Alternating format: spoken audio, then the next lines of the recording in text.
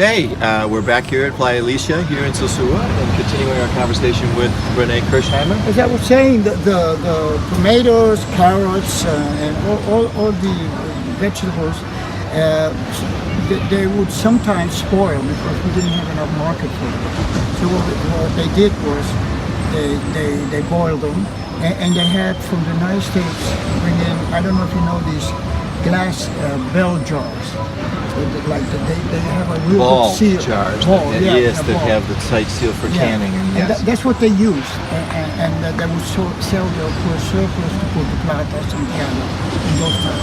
But then they desisted, and at one time also they had a certain kind of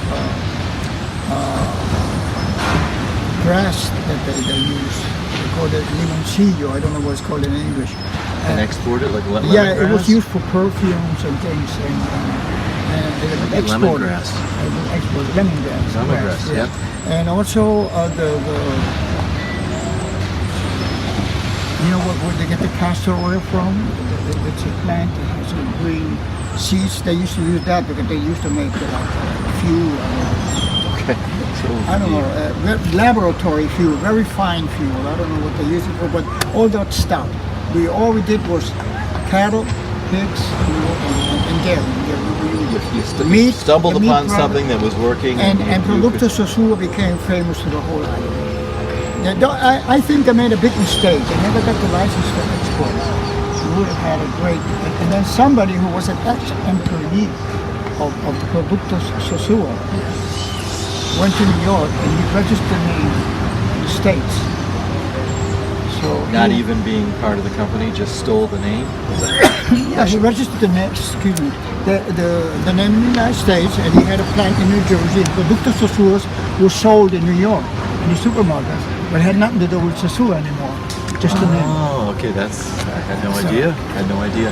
But and anyway, that was Herman Strauss, who recently just passed away. Wasn't he the he became the president after a while, because before they had some other people who left, and then they got him to be president of the companies.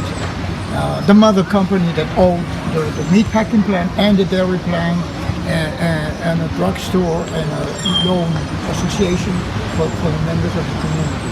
Okay. And that was all under one company. And the meat packing plant that you were talking about was actually just right here, just down the... No, that was the dairy plant. Oh, the dairy plant was here. And they sold it to Casa Marina. Casa Marina Hotel, that's where it used to be. Okay. And then it was translated. But back in, I don't know, 10 years ago, more or less, I don't know, it was sold to a Mexican concern. The whole, the slaughterhouse, the meatpacking plant and the dairy plant, they were sold. Okay. Because on the main street we drive by and it looks as if there's an older facility there that's just across from the intersection where Dr. Rosen Boulevard is, that has this Productos Sosua logo. Is that something that's an old facility? That's the dairy plant. Okay, so that is the dairy plant. And they have no meatpacking here anymore. They bought the same company bought another facility in Santiago. So they make all the meat products in Santiago, in a different city. Okay, great. I want to touch a little bit more upon your, growing up here more maybe towards your teenage years. You talked about growing up as a young child and how it felt, and with the No Prejudice, which is amazing, fantastic. How about as you entered into your, I know you went into the Navy, was it? Or you had a stint there? Later. When I was 14, I graduated from 8th grade. And I had a sister who was married on my mother's side. An older sister. She was married and she lived to be married. So my father decided to send me to the States to study there. He thought it was a better... Also, the thing is, he was afraid of me getting politically involved in a rebellious crowd because of the Trujillo regime, and things were already brewing towards what happened in '61 where he got thrown over. So he had this visualization. He said, I'd rather my son not get involved because, there are a lot of people getting killed in politics. Take you out of the picture. He told me this later. I didn't know that. It was just going to send you to your sister so you go to school in the States, you learn English. So when I was 14, I went to New York, and I lived there until 1961. And then I came back here in the summer sometimes, you know. Still stayed in touch with the area. Yeah. I graduated high school. I went 1 year to NYU. Then I came back in 61. I stayed here about 6 months. I took over my father's business for a while, which was selling the Sosua products in Portugal, because he took a sabbatical. He wanted to go back to Germany to see what he could find from his old friends or his old neighborhoods that they wanted to see. Yes, yes. This was back in 1960 or 61. So he went with my mother, he went to Germany. And then when he came back, I went back to the States. 62 or something like that, I came back here again. I worked for a while in the slaughterhouse and the meat packing plant. I said, I'm a true son of Sosua and I want to make my future here. However, they weren't very receptive. So they put me to say, okay, we're going to start you from the bottom up. Do like a common laborer for a few months. And I did all that. That couldn't have been fun work. But, And then when the time came, I said, okay, now I'm ready to move up. You know, send me to the States, because they had all the spices for all the meat packing plants from Baltimore. it came from Baltimore. So they told me, I said, send me to Baltimore, to one of those places, and have me learn the industry. Yeah, mentor and learn. All he did was give me a letter of recommendation. I was sent to Baltimore, and they were going to give me a job doing the same thing I did here. I said, no, that's not the plan. Yeah, that was I went back to New York, and I worked for a travel agency. and the airline stuff. Then I got a letter from Uncle Sam. It was classified as 1A. There was a draft still. That's right. And then I came back here, and I spent a nice summer. And I went back to the States, but I joined the Navy. Yes. I beat them to it. I didn't go to the Army. And that was what, 4 years? How long a stint was that for you? I was active duty for 4 years. 4 years. Okay, that's In significant. San Diego, California, I went to boot camp. Then they sent me to Memphis, 6 months to aviation sheet metal school. Wow. And I went back to Miramar in San Diego. Yeah. My whole tour of duty was in California. Could have been worse. Could have been worse. I could have been sent to Vietnam. But I was fixing planes that got shot in Vietnam. They couldn't You needed to be repurposed. I was an aircraft mechanic. But at the same time, I went to San Diego City College. It was free for me because I was military. Yeah. And I got my FAA license. And later on, when I was civilian, I came back to the Dominican Republic and I worked for the Dominican Airlines. Yes. One thing led to another. Yes, you stayed in that. The other thing I want to make sure to touch upon was having your specific view of Miracle Beach and how this all happened. Well, I have some pictures included in the package I gave you. Okay. You can inject it into the video and you can show it and explain it. Okay. You can see scenes of this area where the ocean was right up to the reef. And there was deep water. We used to dive off. Yes, there was a ledge. Yeah. There was a ledge, yes. And then all the sand came little by little washing up. And that was in 2007? Was that in 2000? I don't remember. It was about 8 or 9 years ago. 8 or 9 years ago, wasn't it longer? And that's when this park was then formed. They used to after that. dump all the remnants from the slaughterhouse here. We used to watch the sharks come eat. Yeah. Yeah, we've talked to a couple people who were involved with that. Actually, one of the locals who was a lifeguard who would dive in and get paid tips to jump in with them while they were eating. Well, with the sharks? Yes, well, the sharks were I eating. never saw that. That might be one of That might be mythology. a story there. Okay. Well, one of the people we met who was lifeguard. One guy mentioned supposedly that. once killed a shark by dropping a big rock. It was like up on the surface and he dropped the rock and he hit him in the head. Okay, well, That might be a myth too, I don't know.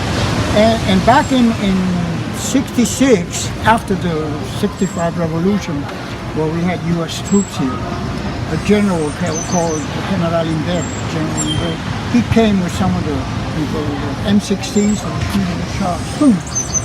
But they never got him. They never got him. The bullets deflected or whatever. They never killed Water the shark. always skews the shot a little bit. So.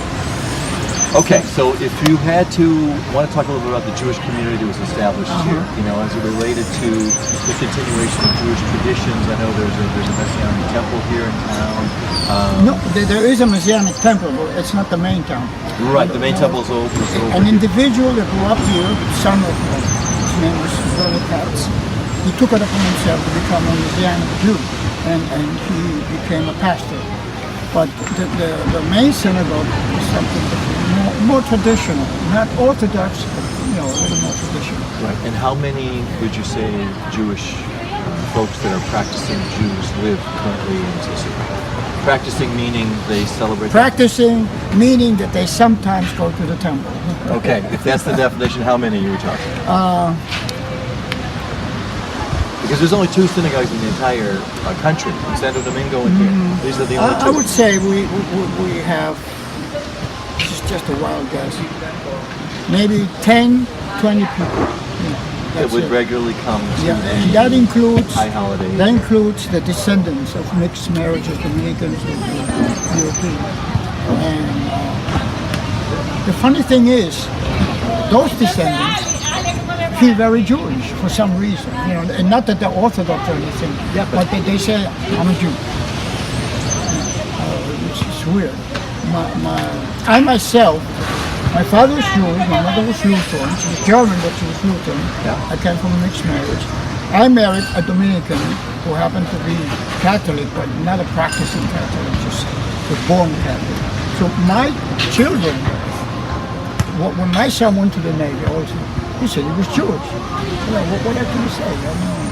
Because he doesn't really follow it, like practicing, like what you call a practicing Jew. Respect the Sabbath, not All pork those and principles that go along with it. My right? father never respected the pork thing because he raised pigs. He made a living of it. We have in a meat packing plant. It wasn't kosher, I'll tell you that much. We used all the animals, cattle and pigs, and you mix No it chicken? in. No chicken. Just all. No, mostly at that time you didn't meat cows. dairy products, milk, cheese, pork, and actual. So anyway, going back to what you were asking, so we have a lot of Dominican-looking people who say they're Jewish. Right? They somehow have a Jewish grandfather or a Jewish father. But it's not Jewish in the sense that they practice every custom. It's not like that. As a matter of fact, we have very few families in Sosua that were more or less Orthodox. They kept the Sabbath, that respected all the holidays, and did all the prayers at night, or whatever. Very few. On the yearly, if they have a native, a relative that was dead, lit the candle for once a year. Yahrzeit candle. Yeah, all that, So anyway, usually you become Jewish when you die. Then they bury you in a Jewish cemetery. which is up the hill over here. Yes, I know. And that was a big.